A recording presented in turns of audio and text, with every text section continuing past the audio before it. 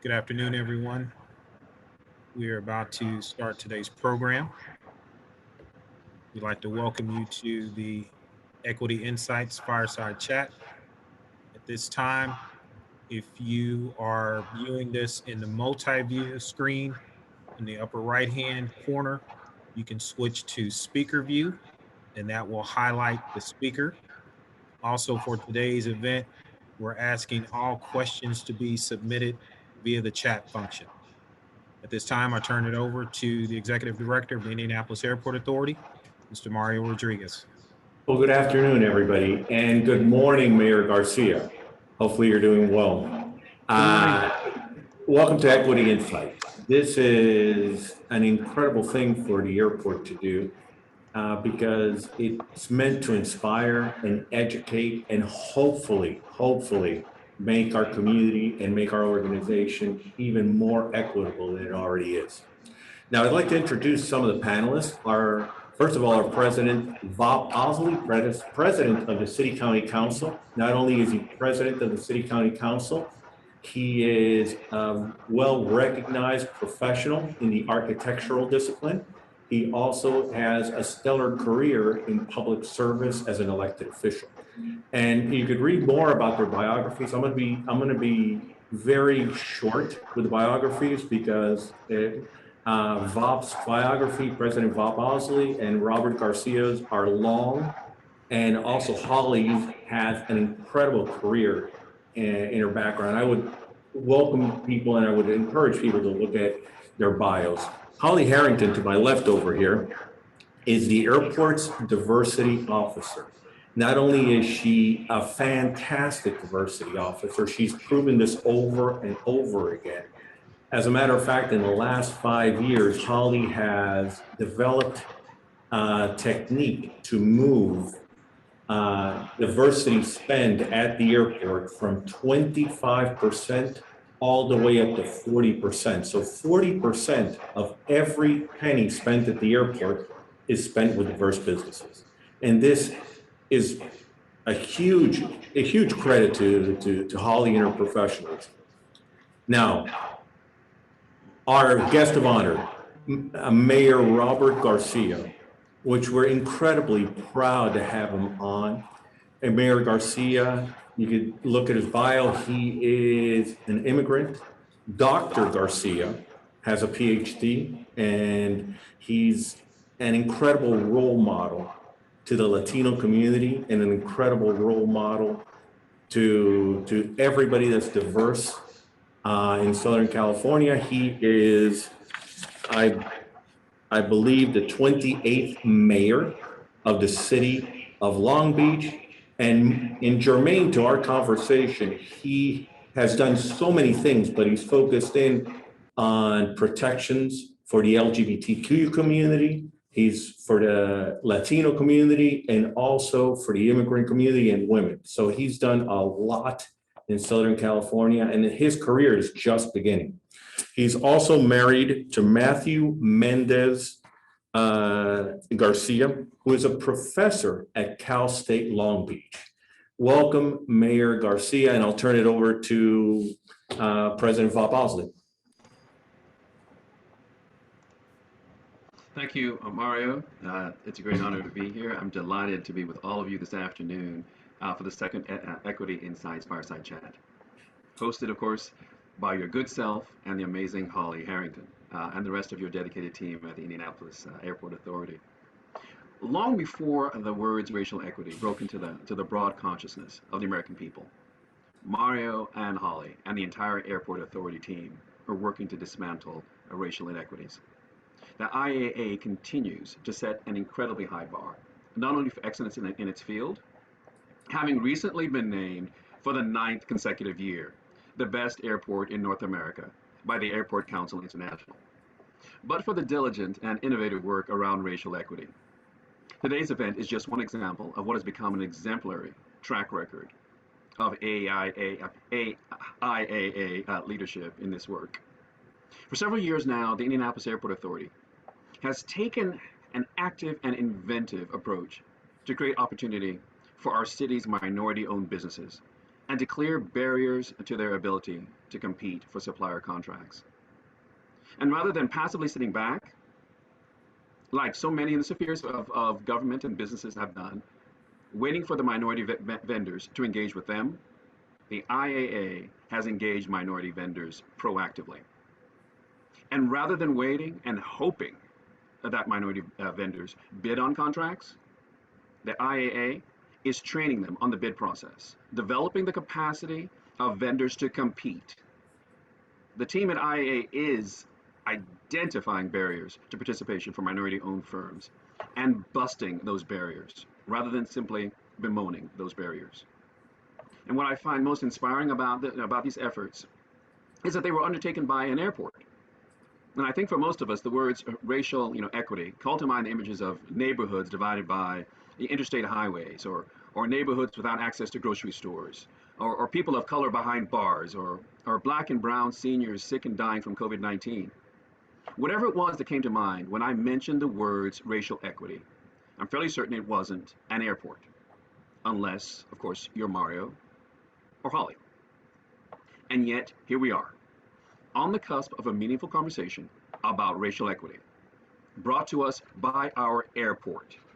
And the lesson I draw from this, and that I hope each of you draws from what IAA is doing, is that there is no field of work, no art or discipline, no corporate or community enterprise to which the discussion of racial equity is irrelevant. There just isn't. It may take some time for individual agencies or organizations to find the specific levers that they are best suited to push. But let's be candid, if a municipal airport authority can find a way to be not just a participant, but a leader in the field of racial equity, then any organization can. So if you thought that you were simply in for a fireside chat, I'm telling you, you're here to change the world. And that change begins with the chat, to which I invite you all. Mario, Holly, thank you, and welcome, Mr. Mayor. Thank you. Holly, take it away. All right, Mayor Garcia, we wanted to know if you would open up with brief remarks about your story. One of the things we're focusing on is sharing different perspectives to help engage one another so that we can learn how to respect one another. One of the values at the airport is respect. Our others are integrity, trust, and excellence. And I think you are a great representation of all of those. And we would just love to hear a little bit about your story before we get started in the conversation.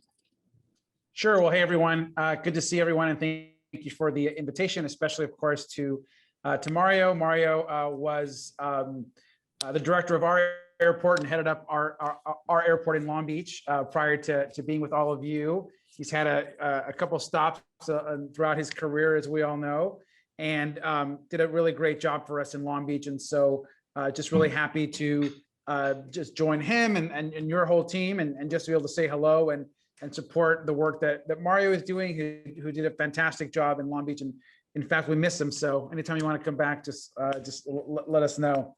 I'm just kidding. But seriously, we love Mario and would look forward to supporting him any way we can.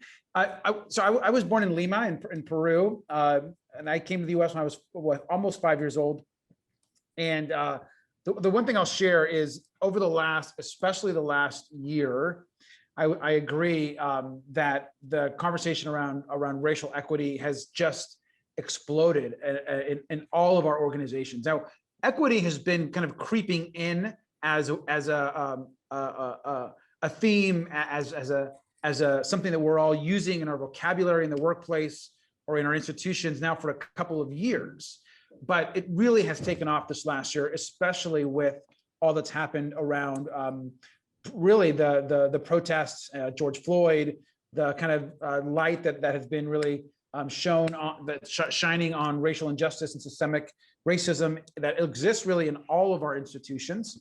And so all of that conversation around equity is so important right now. And I think about like my own experience. I was an immigrant and I came to the US as a kid. My family grew up poor, like many immigrant families. No one had ever been to college or had any sort of wealth or property or much of anything. But like a lot of immigrant families, you work hard, you do what you can to get by. You see your folks and your family work 2-3 jobs to support each of us. And you have this kind of like all immigrants, this kind of like dream and aspiration of becoming part of the country. And I became a US citizen when I was 21 years old, which is, when I look back, I remember, growing up, you always feel a little bit different because you know that you don't have that same level of protection or support.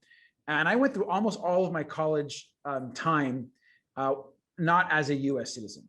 But becoming a US citizen, I always say, was the best thing that ever happened to me and my family. And the part that's, I think, really interesting is, I think a lot of today's conversations, oftentimes around equity or racial injustice, becomes polarized, or there's a lot of partisanship that gets injected into it, which is really unfortunate, because the US, while has had some really dark moments, it's also had some really positive moments of bipartisanship where the country has come together to support this idea of either equity or racial justice, or supporting immigrants. I think about what put myself and my family on a pathway to citizenship, and that it was actually an immigration proposal signed by Ronald Reagan and Democrats in Congress that pushed the bill in Congress.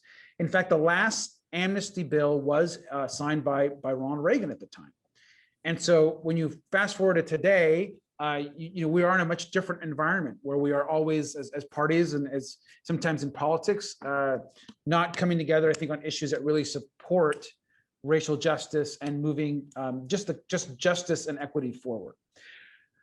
I became a teacher, got involved in education, and then got elected mayor now about 7 years ago. So I'm ending my second term in about a year from now, and could run again for mayor. I'm still making a decision about what will happen next, but it's been a really incredible experience trying to kind of break down some of the, I think, institutional injustices that exist in all of our organizations.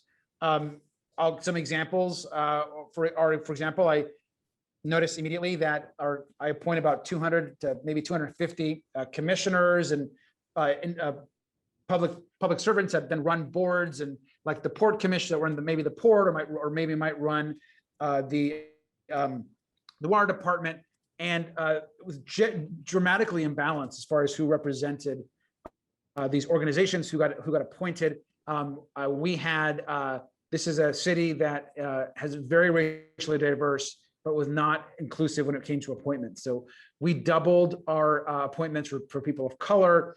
For the first time in the history of the city, there are now more women than men that lead our appointments and our commissions and our directors, whether it's the transit agency or the harbor or the water department. And I'm often asked, like, when you made these appointments, and some folks would get mad and saying, I can't believe you're intentionally picking women, or intentionally trying to increase the number of Black appointees. And I would say, yes, it actually is intentional. Like, that's the point. If it's not intentional, then it's not going to happen.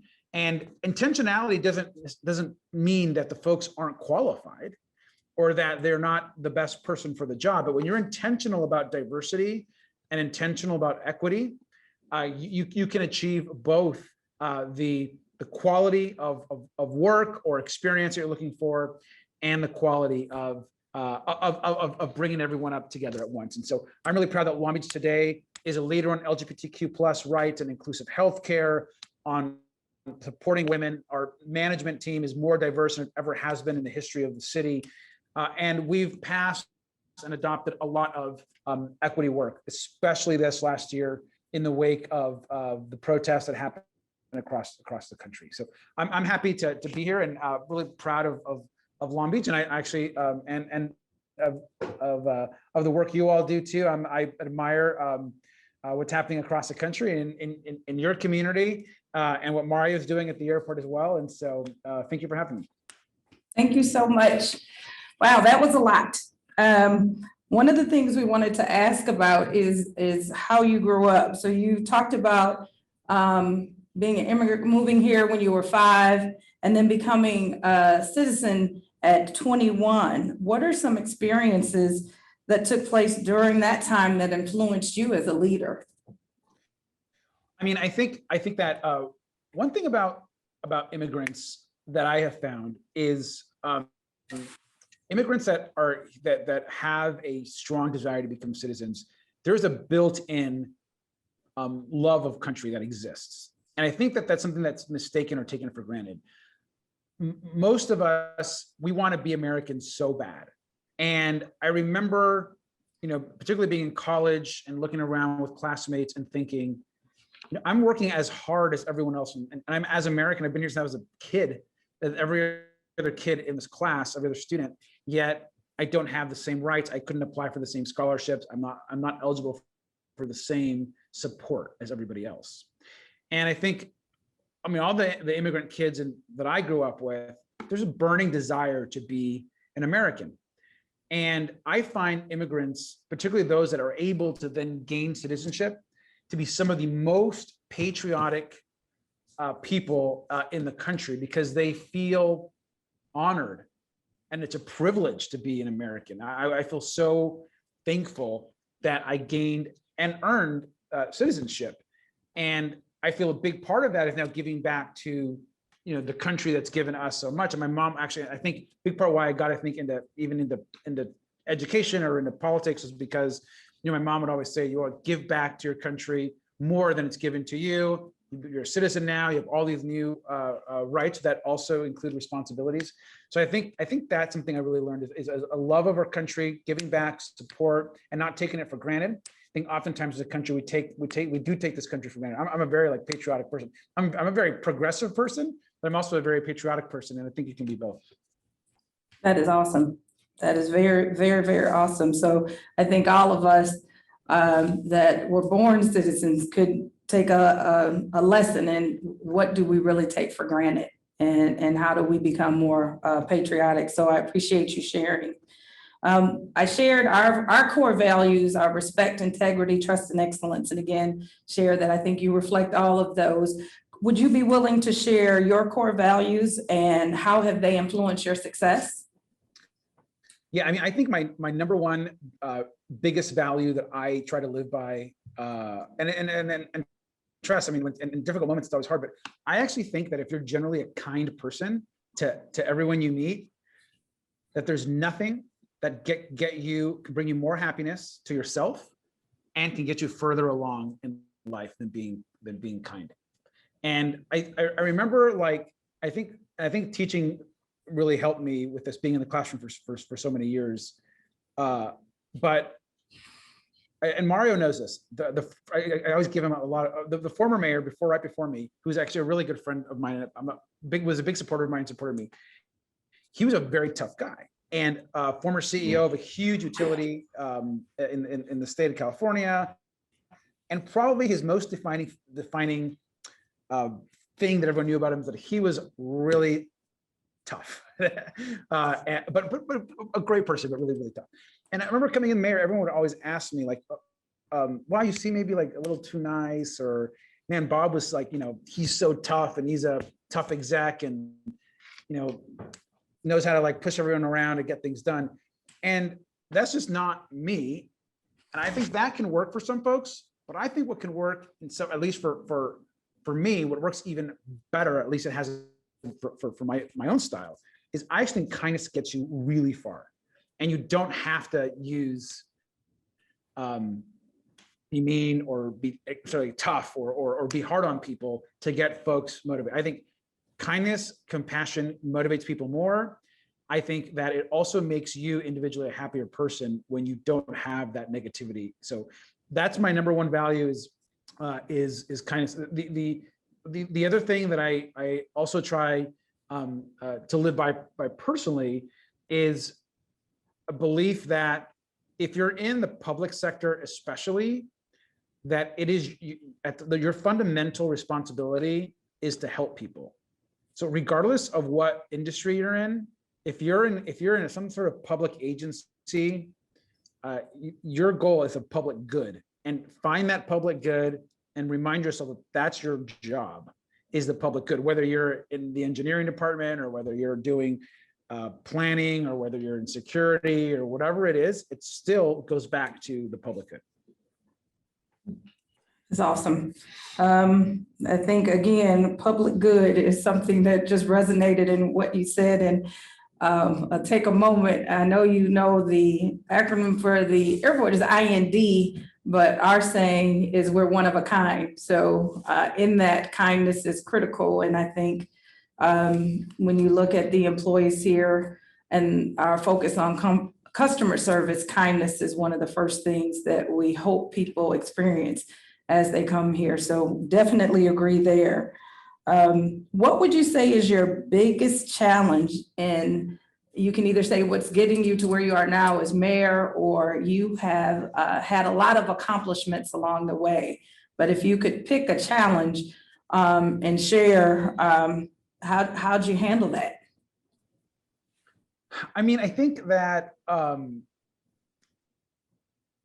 think the biggest challenge, I think this is actually true for a lot of gay people, is that you spend a lot of your kind of formative years trying to really figure out who you are, and you spend a lot of time creating, you spend a lot of time having to create narratives or things about yourself just to really protect yourself. And I think that's something that is less true with young LGBTQ plus people today, because they're so fearless.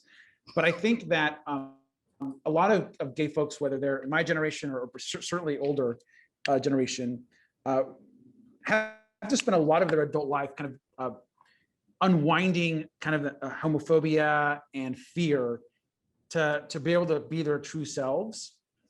So for you know, and I know it's Pride Month and in this moment, I think that realizing and figuring out like who I was at my core, minus the closeted person, the person I thought my parents wanted me to be, the person that my friends in college were expecting me to be, and then realizing who you are as yourself, I think was the hardest personal challenge I've had to go through. But then when you peel that away, and you recognize your true self, that is those are amazing moments, I think, in a particularly a gay person's life.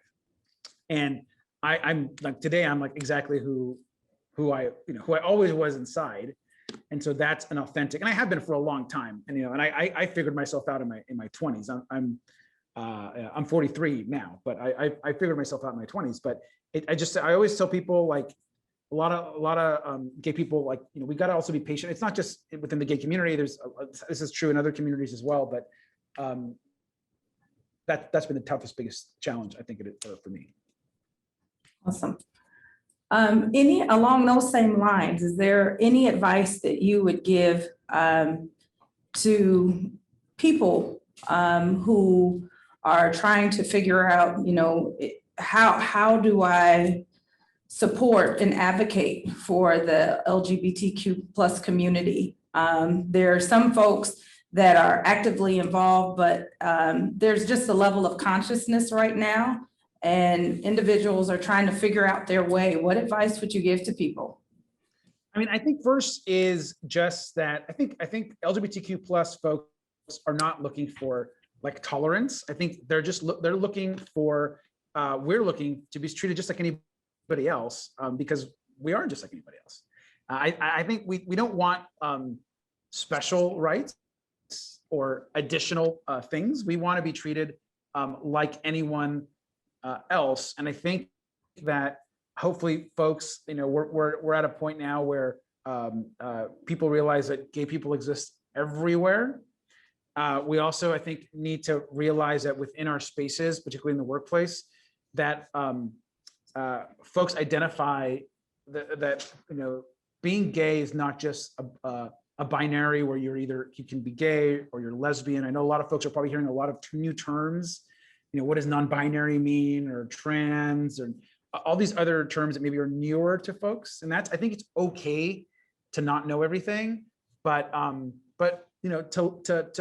make sure that you learn, and if you have friends that you are comfortable with that are coworkers and or friends or family members, and ask them about their experiences and how they self kind of identify. I think is don't make assumptions. I identify as a gay man. I'm gay. I have friends that are, one woman might be a lesbian, or someone that might be bi. And I think all those things are okay. And I think as adults, I know it can be confusing and you have to learn, because I even had to learn, like, I mean, young kids today, I'm like, wow, these kids are, it's amazing, how supportive they are of each other. But I think that we can be supportive of each other by giving gay people the space to be their authentic selves and to treat them just like anyone else. And that's another way I would define respect. So I like what you said, the space. I think everyone wants to be their authentic self. And I think when you are your authentic self, you're also your best self. So no, really appreciate those comments.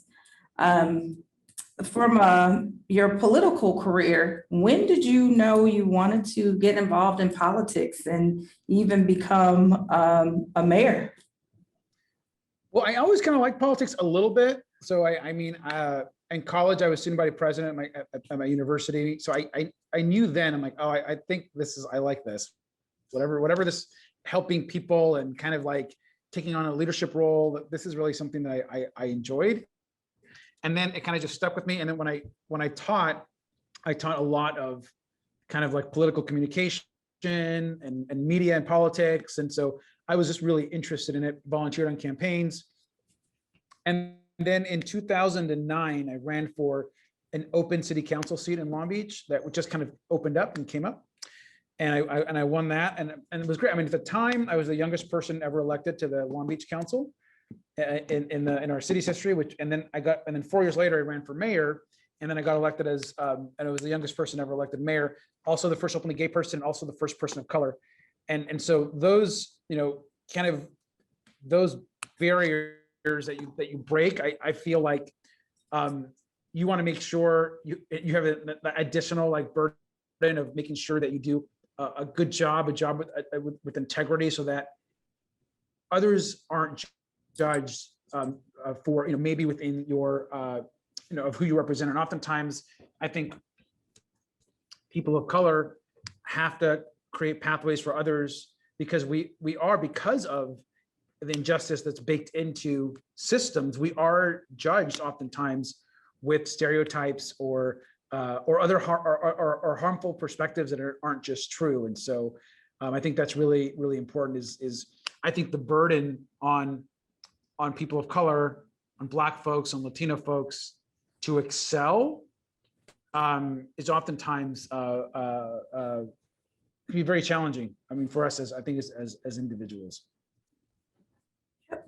And I'm looking at the chat, and there's a question that really resonates with what you just shared. It says, how can we encourage more diversity in young people in government? Yeah, I mean, I think one is, fortunately, it's becoming more diverse, but we're just so far from where we need to be. I think first is, what you guys are doing, for example, today, I think is a really great example of encouraging conversations about diversity that sometimes are hard to have for some folks, but they're really, really important. I think diversity in government also, and diversity generally, cannot be left just to people of color. And I think that our friends that are white, our friends, our colleagues have just a bigger role in ensuring a diverse workforce, and in some cases, maybe an even larger role because of they are obviously well represented in oftentimes management positions. Just historically, right? People of color have had a harder time breaking into some of those roles, and so I think encouraging diversity, generally, I think is everyone's job, regardless of your race or ethnicity or background. As far as young people, I think we've got to see more young faces and young leaders step up. I'd like to think that when I ran as a younger person, that encouraged other younger people to run. I think the average age of the Long Beach City Council, since I've been elected, has, I think, decreased by like 15, 20 years. And so I think we've had hopefully some impact on that. I think, encouraging, internships and mentorship, going into communities where young people, diverse people don't have the same opportunities, I think is really, really important. And seeing faces that young people can relate to and experiences they can relate to, I think are really important. Yep, I'd agree. We call that you can't see what you can't be what you can't see sometimes, right? So the more we see people that look like us or have similar experiences, the more we think we can accomplish it. And I'm going to pull another one that's similar off the chat. I'm above 50 now, so I'm not an emerging leader. You're quite accomplished, but there are several young people on the call. And one of the things that has popped up is, what do you think are the most important qualities or skills for the next generation of future leaders? And one of the things you mentioned is the young individuals in the LGBT plus community are very vocal and outspoken and stand up for what they believe. I think that is one thing that is going to help drive awareness. But what are some of the other things for all youth that you think would help them as future leaders? Yeah, I mean, I've talked about this also in my classroom in the past. Like, what are the kind of the skills of the future? I tell young people all the time to, regardless of what profession that they're in, to engage and absorb as much information as possible that's related to outside of your workplace. Knowing and being engaged in politics or in how your government works or what's happening in your community or city is so important, I think, to being a well-rounded person and to being engaged in your city, and it'll actually improve what you can actually do within your own workplace. And I think oftentimes, particularly young people, you get focused on your career, but you don't think about how the outside environment actually affects and impacts your future career.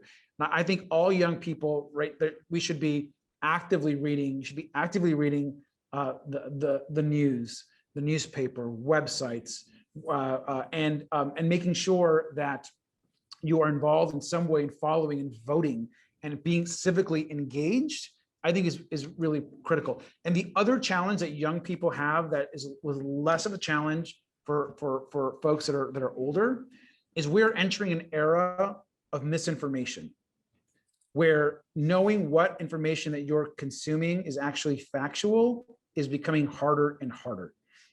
Opinion dominates, and more what folks see on cable news or on the news. Websites that literally appear to be news are now producing information that is not factual. There's Instagram news sites or blogs now that one would think are practicing good journalism that are literally just speaking untruths or being providing false information. This is going to be more and more prevalent as we move forward. So it's just important that folks find news sources that are trustworthy, not just to believe what you read on some meme on social media, but to understand that real news comes from real journalism, and that journalism is in place to check and balance government, and we should be supporting good factual information. So I think those are just important things for young people. You just helped me as a mom. It's a debate we have in our house. I have 2 boys and a daughter, and I tell them when I grew up, there were no cell phones. So all this social media, Wikipedia, and access to information. And I tell them, just because it's out there doesn't make it true. So I just think it's very important. And I like what you said about having trustworthy news sources of information. Is critical for our young people, especially with the opinions that they have, to make sure it's based on good information. Yep, absolutely. Awesome. One of the things I wanted to ask, like I said, you're very accomplished. You mentioned that you're also a professor, but I always like to ask people, what keeps you up at night? What are you thinking about as it relates to the journey that we're on, you know, as it relates to equity? I mean, as it relates to equity, certainly the last year it's been pandemic, you know, constantly. So it's been, you know, I think any mayor across the country will tell you the last 15 months has been COVID-19 every day. That's what keeps you up at night. People dying, people getting sick, hospitals being full, economy collapsing. And then when you overlay the equity question and you see what's happened as it relates to equity to the pandemic, more Black Americans, more Latino Americans have died or have gotten sick because of, or larger than the population. As the economy collapsed, when you look at unemployment numbers, who it's impacted the most, it's been underserved communities. So those are things that have kept me up at night and they continue to. When I look at, I'll take our city. I mean, Long Beach has been a real leader on vaccinations and COVID-19, and our governor has said, hey, you guys have been like the state model, and we have done a great job. And I agree with you, but a great job. You know, while I'm proud that 99% of seniors are vaccinated, I'm not proud that we don't have, we're still not at 50% of our Black residents are vaccinated.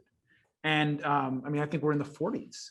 And so those are concerns that are real, and they're equity questions, and that we have to do as a country a better job of understanding why. And so those are the kinds of things that keep me up. And I mean, I think we've addressed some of those, I think, in a way that's positive, but it's very, very concerning what's happened with equity and vaccinations across the country, and who's dying and who's losing jobs. Yeah.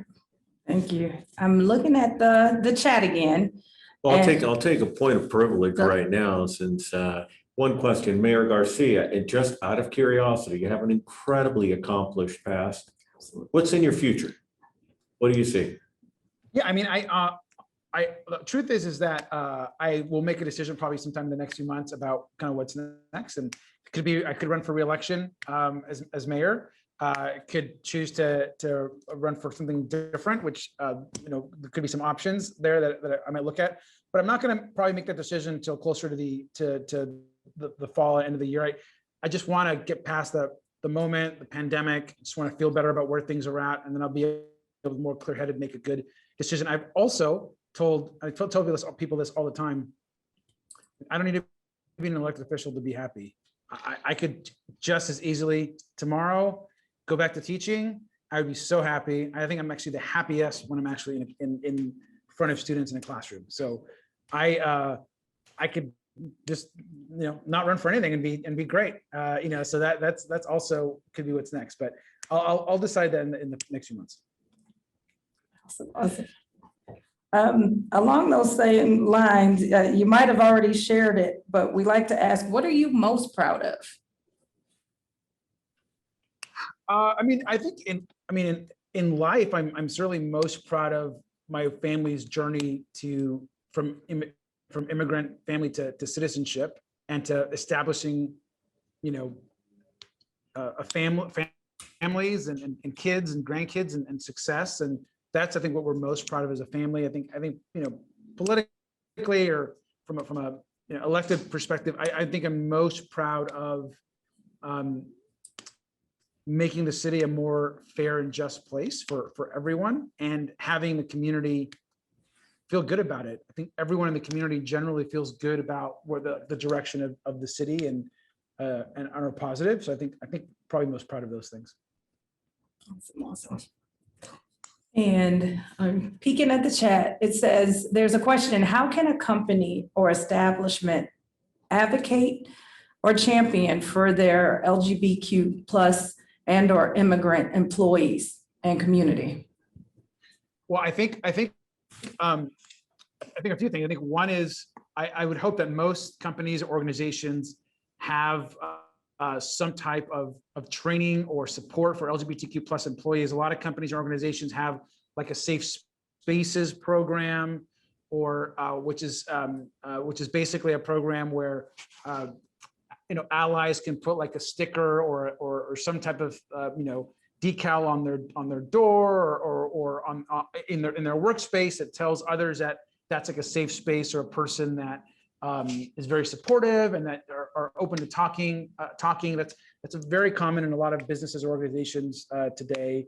I also think a lot of establishments are now having like celebrations for Pride, whether they're Pride lunches or Pride history or celebrating. Those small, kinds of gestures mean a lot to employees and to those in the workplace. Is having some type of recognition of the community, I think, is important. So I think celebration of Pride, some type of safe spaces programs or training, and making sure that people have the space to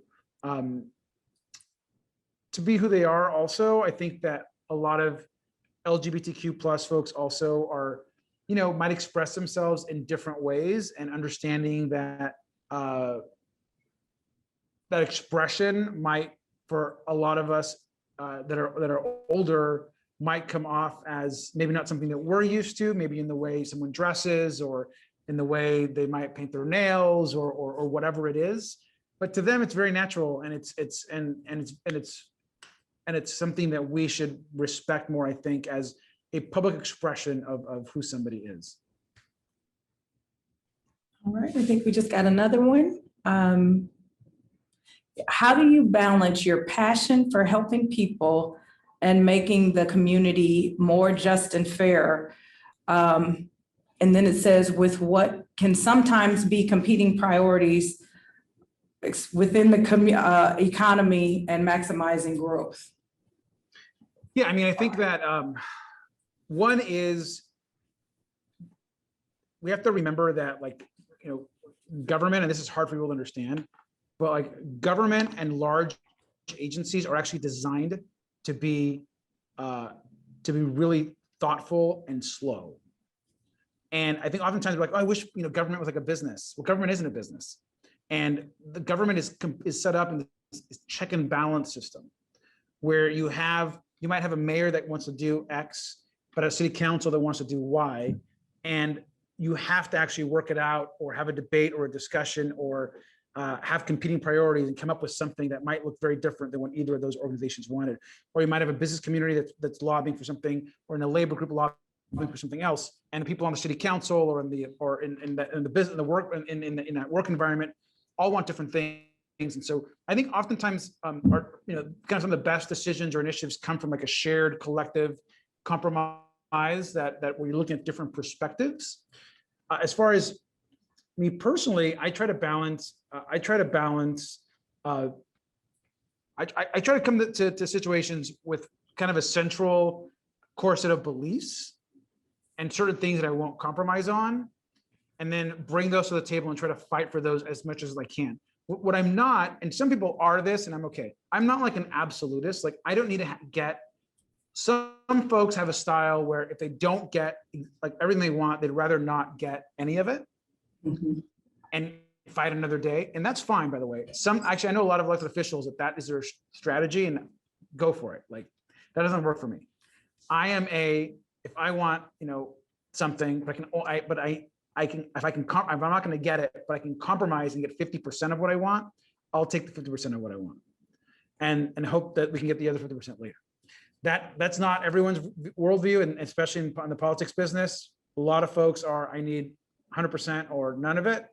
And I understand that strategy as well, by the way. There is some strategy to doing it that way.